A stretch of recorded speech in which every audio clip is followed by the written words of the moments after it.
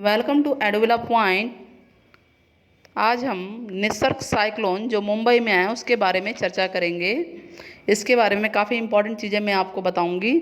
मेरे वीडियो पे आखिरी तक बने रहिएगा।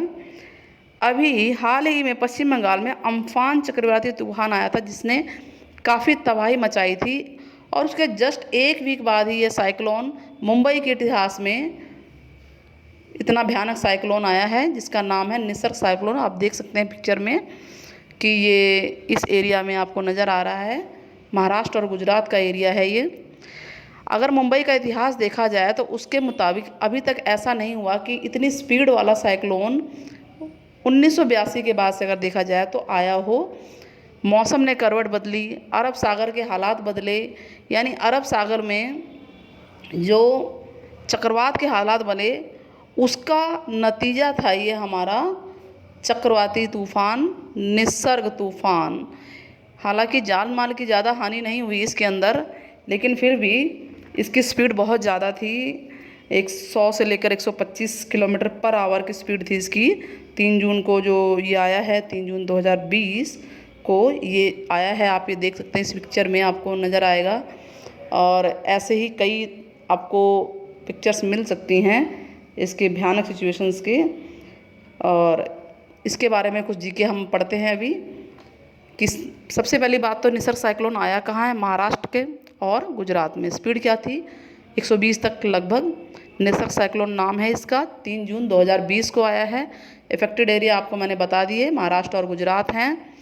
और हैवी रेनफॉल हुआ है, बहुत ज़्यादा। जान माल की ज़्यादा हानि नहीं हुई है, लेकिन फिर भी काफ़ी नुकसान हुआ है इसमें। लास्ट साइक्लोन इससे पहले मुंबई में 6 जून 1982 को आया था जिसका नाम था बॉम्बे साइक्लोन, उसका नाम दिया गया था। ठीक है। और उसकी स्पीड भी इतनी ज़्यादा नहीं थी बॉम्बे साइक्लोन की जिससे कि ज़्यादा नुकसान हुआ हो। निसर्ग साइक्लोन की स्पीड थोड़ी उससे ज़्यादा थी। निसर्ग साइक्लोन जो है, ये निसर्ग वर्ड अगर देखा जाए तो एक इसका मीनिंग है नेचर। अच्छा, इसमें रेस्क्यू ऑपरेशन जो लगाए गए, टीम एनडीआरएफ की टीम लगाई गई रेस्क्यू के लिए, बचाने के लिए। एनडीआरएफ का मतलब होता है नेशनल डिजास्टर रिस्पांस फोर्स। अब निसर्ग का मीनिंग आप जान लीजिए कि निसर्ग का मतलब क्या होता है। निसर्ग एक बंगाली शब्द है जिसका मतलब होता है नेचर। नेचर यानी प्रकृति। समुद्री तूफानों के जो नाम की लिस्ट तैयार होती है उसमें निसर्ग का पहला नाम है। इससे पहले 64 तूफानों की लिस्ट तैयार हुई थी जिसमें अम्फान लास्ट था। उसके बाद ये पहला आया है, नई लिस्ट तैयार की गई है। 2004 के बाद से ही चक्रवाती जो भी तूफान आ रहे हैं उनके नाम की प्रक्रिया स्टार्ट हुई है।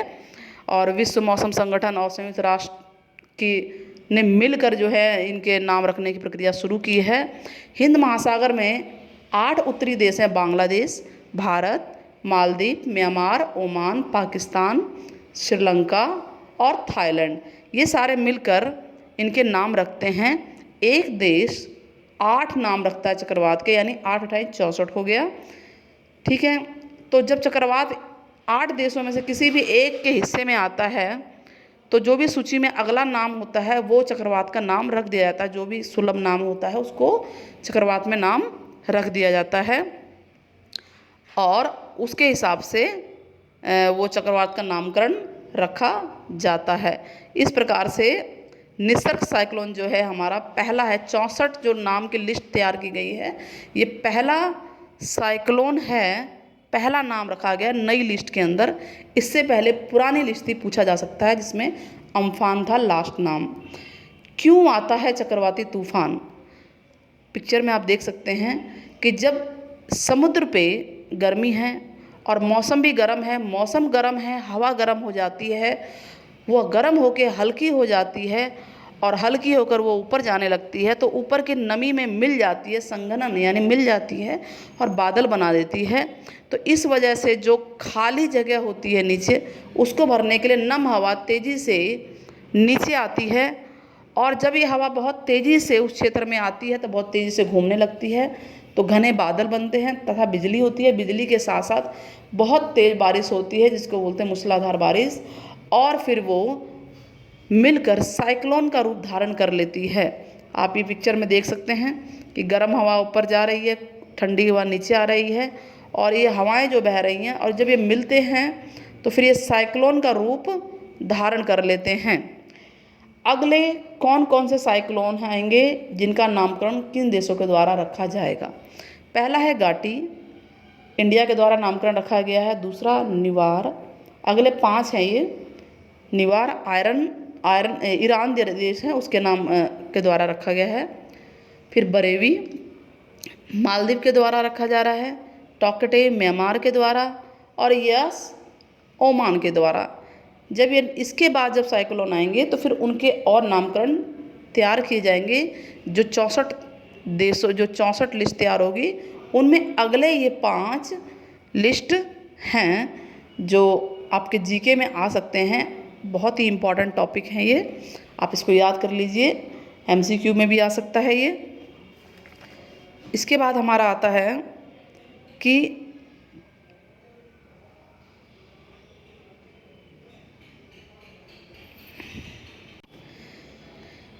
कैटेगरीज ऑफ साइक्लोन, मतलब कितना भयानक साइक्लोन हो सकता है, वो विंड की हवा की स्पीड के अकॉर्डिंग होता है। तो सबसे पहले है कि मान लीजिए 125 किलोमीटर तक की स्पीड है अगर हवा की, तो वो साइक्लोन इतना भयानक नहीं होता। जो कि जैसे अभी आया निसर्ग, कहा जा रहा था कि बहुत भयानक आएगा, लेकिन इतना भयानक नहीं हुआ। 125 किलोमीटर पर आवर की स्पीड अगर हवा की है तो उसका डैमेज इतना नहीं होगा, मिनिमम डैमेज होगा, मिनिमल डैमेज, नुकसान ज़्यादा नहीं होगा जान माल का। अगर 125 से ऊपर चला जाए, 170 किलोमीटर पर आवर की स्पीड है, तो डैमेज होगा घरों का, लेकिन उतना नहीं। हाँ, फसलों का बहुत ज़्यादा नुकसान हो सकता है, क्रॉप्स नुकसान में जा सकती हैं। 170 से 225 किलोमीटर पर आवर के बीच में अगर स्पीड है तो हैवी डैमेज हो सकता है, जान माल का भी नुकसान होगा, पावर फेलियर हो सकता है। तो इसी प्रकार से और ज़्यादा भयानक सिचुएशन आ सकती हैं सारी। अगर मेरी वीडियो आपको पसंद आई हो तो चैनल को मेरे लाइक, सब्सक्राइब और शेयर ज़रूर कीजिएगा, ताकि मैं ऐसे ही नई नई जानकारियाँ आपके लिए लेकर आ सकूं। नेक्स्ट वीडियो में मैं आपके लिए कुछ और इंटरेस्टिंग लेकर आऊँगी। तब तक के लिए जय हिंद, गुड बाय।